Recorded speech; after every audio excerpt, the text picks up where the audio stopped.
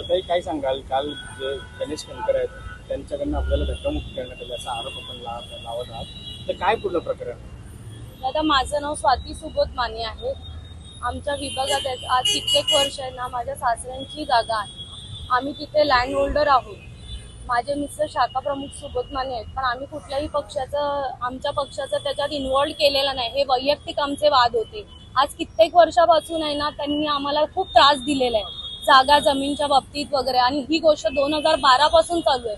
तरी आम्ही त्याला फाईट करत गेलो. कुठल्याही पक्षाला आम्ही मध्ये घेतलं नाही.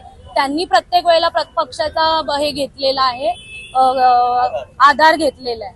आम्ही नाही घेतलाय. आज माझे मिस्टर स्वतः एकटे लढतायत आणि मी तिकडे, आम्ही त्या स्पॉटला जे आमची स्वतःची बोरिंग आहे त्या बोरिंगच्या मार्फत टँकर भरून घेऊन जातात. ते टँकर काय आमचे नाहीये, ते भाड्याचे टँकर आहेत.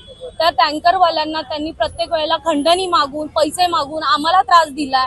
आम्हाला प्रत्येक वेळेला पैसे दिला नाही तर आम्ही हे करू ते करू, हे प्रत्येक वेळेला आम्हाला दादागिरी करत बसतात. आज जर तुम्ही सत्तेत आहात ना तर तुम्ही त्या सत्तेचा असा वापर करू नका.